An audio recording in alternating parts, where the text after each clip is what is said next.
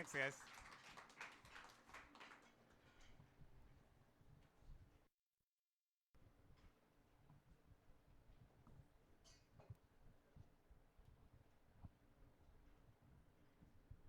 Well, thank you so much for being here and for listening to the words that I'm about to share.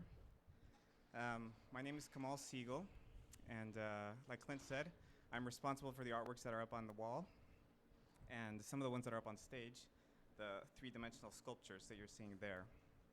And I thought I'd take a moment, since tomorrow's or tonight's the last night of the show, to talk a little bit about the works and maybe answer any questions that you guys might have.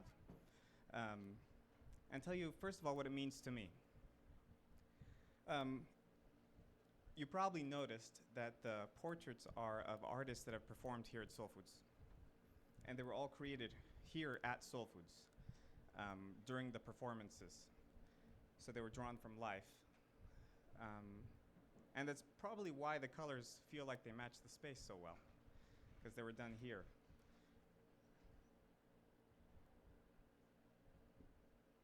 My goal when drawing these from life is not so much capturing likeness, although that's important, but capture something about the essence of the performer. I would love to be able to capture the sound if I could. But most important, I want to capture the spirit of the performer, and that's why I've called the show Spirit. There are two kinds of spirit that I'm trying to capture with the show.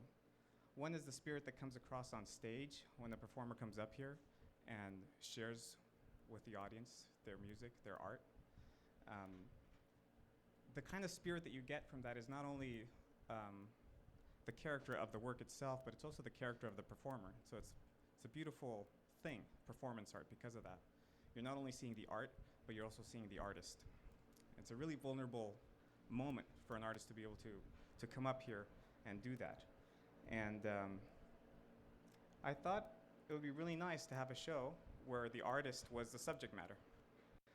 So often we do portraits of, well, in the past anyways, of royalty, you know, kings and queens and people who can afford to hire their own portrait artists. But I thought it'd be really interesting to explore portraiture of the artist, and in this case, it's musicians specifically.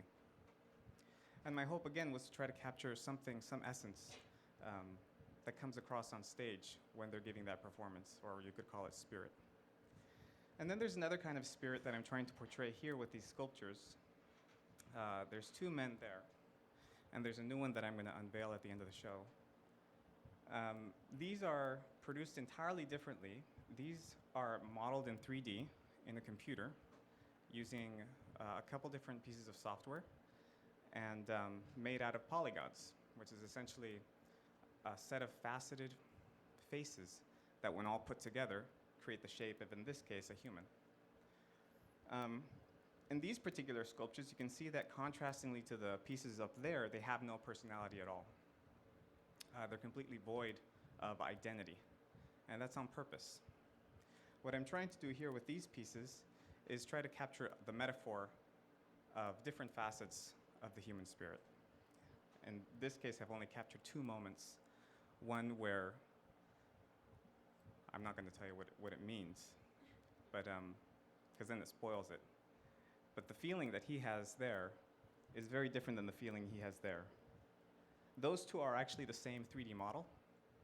And what I did with them is I applied this process called rigging, where inside of the 3D model I can place bones and I can pose the character. And so that is actually the exact same character as that one. But like I said, a character isn't really what matters. We look at the two, we don't really see the same person because they're so void of character, but we do see a totally different emotion and a state of being. What I wanted to show you guys up here is a video that captures all of the drawings that I've been doing on my iPad the last few years. That's essentially how most of these drawings are done.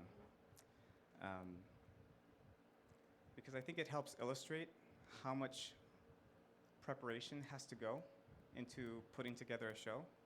Not only the show itself, but producing a body of work that's worthy of putting up on a wall.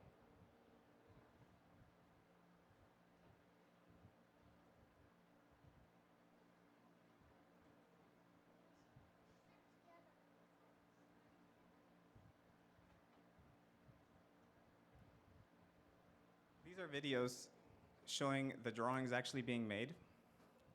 I produced them in an app called Brushes, and it records every single mark that you make. And there's no repetition. It's just one work of art after another, and you'll probably spot some of the ones that are on the wall as they're being produced.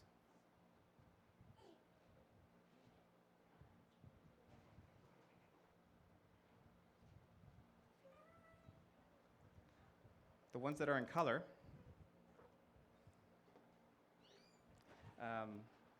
oftentimes are the portraits, which you can probably already tell.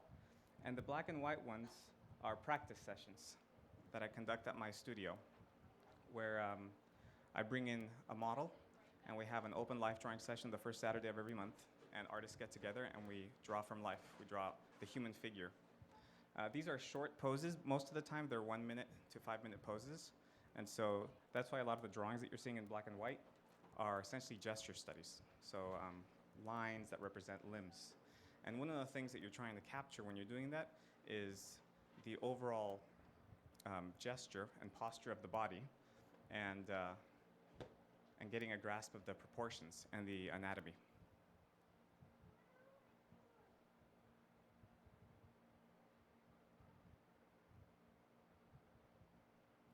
All of this work that I've been doing for the last 12 years, I feel has been leading up to this show. I look back at this is just the work that I've done on my iPad, but I do most of my work on a computer using programs like Photoshop and Maya. Everything that I've done over the last 10 years, I would say, has been leading toward this show. My study of the figure through the life drawing sessions, through the times I've come to Soulfoods and drawn from life, have led me to produce these pieces here and these sculptures that are right here and the armatures that are over there, the A9 rig armatures. And in a really cool way, this has all sort of happened.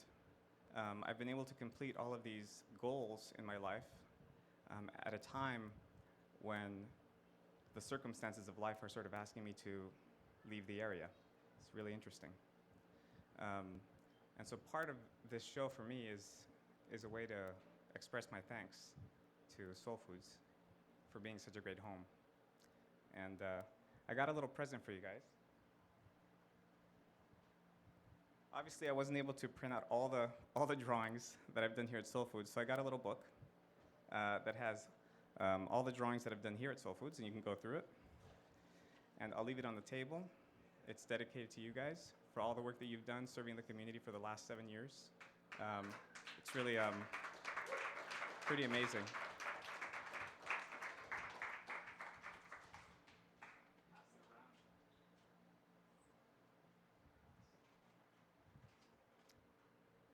And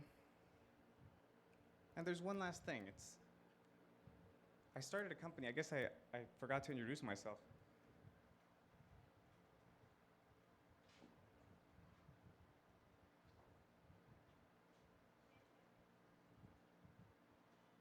For the last 9 years, I've been running this company called Digital Double. And you'll understand why it's called Digital Double in a minute. But essentially, the company has been doing graphic arts and design work and animation work for various studios in the area. Most of the time, they're game studios. But oftentimes, it's web studios, entertainment companies, advertisement agencies, things of that sort.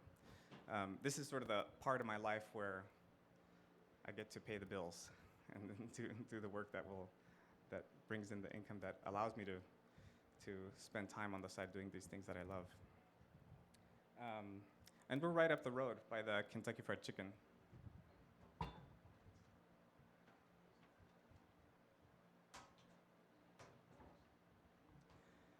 Sadly, these cherry blossoms that you see there, those trees are no longer there. The landlord, for some reason, needed to cut the trees down. Yeah, real boo. It was a real sad day. I'll tell you what I'm going to do about it in a little bit. Some of the things that the company does, like I said, are conducting life drawing sessions. We do music production. This is our 3D scanning room, where we can take real-life objects and digitize them. This is our motion capture space, where we can take people and capture their movements. That's someone being 3D scanned. That's an actual sculpture, clay sculpture being 3D scanned. That's the 3D rendering after it's been scanned in. But we also do 2D illustration work for ebooks and things of that sort. Video game art. Advertisement art. This is a character we built from scratch for a TV spot. And sometimes the work we do is in collaboration with companies that own CNC machines. So this was a project actually where we had to scan in a sculpture that they then enlarged. The sculpture was actually kind of small like this, and they enlarged it digitally and used a CNC machine to get the wood carving started. And then the artisan went in after and added all the details.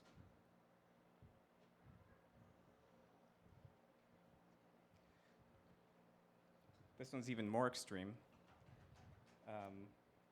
Seattle Story Repertory had a set design made out of clay, and it was about this big.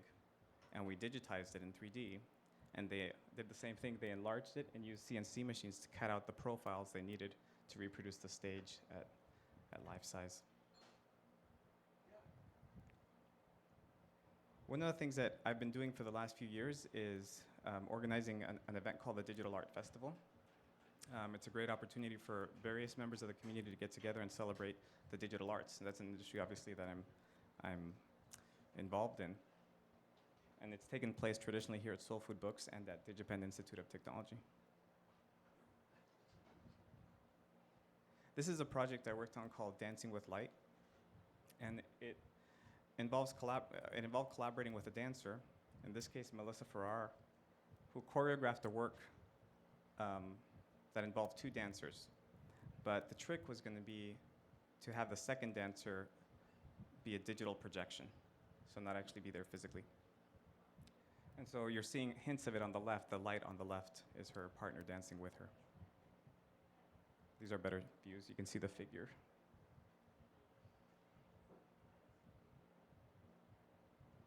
And as of late, I've been working a lot with 3D printing. And 3D printing is how these sculptures are made. So they're essentially digital sculptures. They get modeled in 3D in the computer, and then the machine produces them, layer by layer. You can see here on the bottom, the sculpture midway production. This one is actually a prototype of that one, so it's about this tall.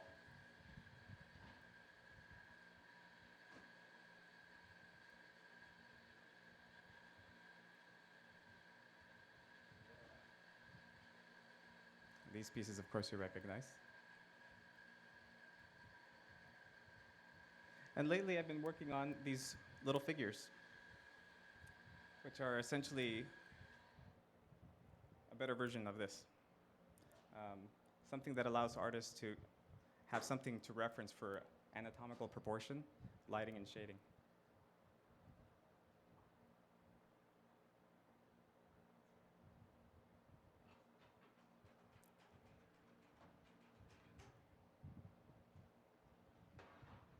So what does this all mean?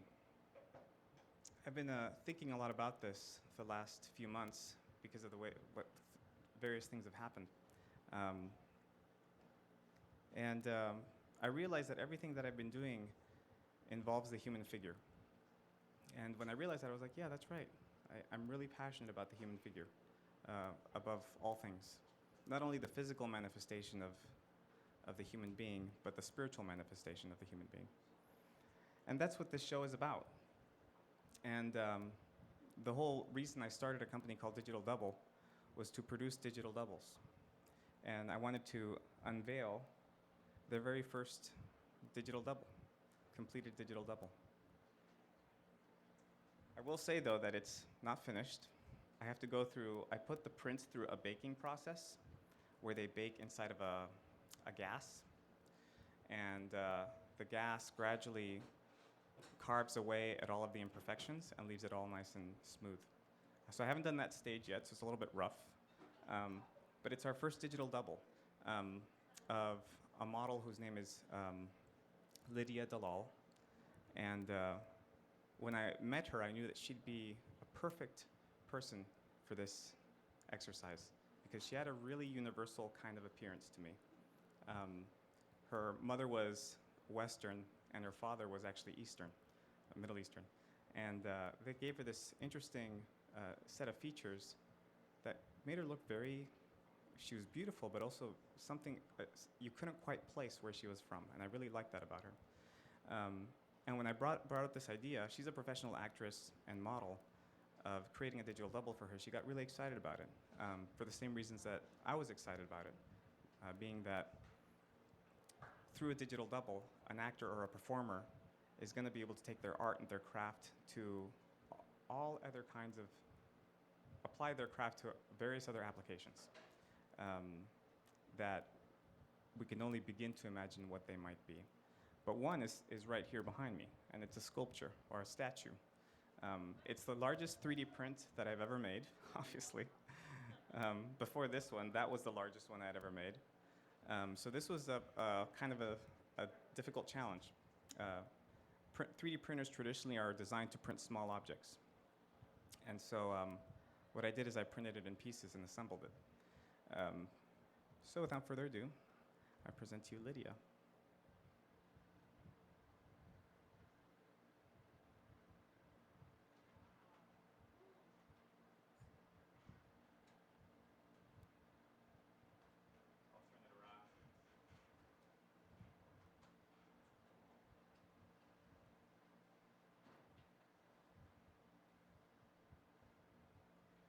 So you're noticing right off the bat some of the seams probably. Those will all go away after the baking process. I was hoping she would be here, and she was hoping as well, but unfortunately she couldn't work it out with her schedule because I wanted her to share some thoughts about what the process was like for her to go through the it took an extensive amount of hours and, well, days and weeks really to have her at the studio so we could capture her fully. And then after she's captured through the 3D scanning and motion capture process, I have to then go in and do what's called retopologizing. And that means taking all the digital data that we got from her and creating a set of polygons or topology that can be animated. Just like these figures here, she's actually produced in what's called a T-pose, where the character just stands like this. And then through a rigging process of adding the bones, like I was describing earlier, I can put her in a pose. And so that's the pose I picked, and that's our very first digital double. And it's interesting, the last 9 years, this is what I've been dreaming to do for that entire time. Actually, since before I started the company, because I remember having the idea of digital double. And that's what led me to start the company. Finally, I would really like to thank my wife, Mariah, who's standing in the back there, the beautiful mother of my 2 children. And thank my kids too, because without their support, none of this would have been possible. You can ask her, I probably work a little too much. And stay up a little too late, get a little bit too little sleep. And it's taking a lot of time away from family. It's been a big sacrifice, but I think that's going to change. Like I said, we're going to be moving out of town, and it's sad because this feels like a home to me. But there's something about all this happening that makes me think this is just a transition to some sort of new beginning somewhere else. And I'm excited to explore what that might be, and thrilled that I'm going to have my wife Mariah and my daughter Athena and son Minden with me through the next chapter of our journey. So thank you all so much for listening. And if you have any questions, feel free to come up and talk to me. The show is probably going to be going down tomorrow because tonight there's more to go for the program. So yeah, That's it. Thanks, guys.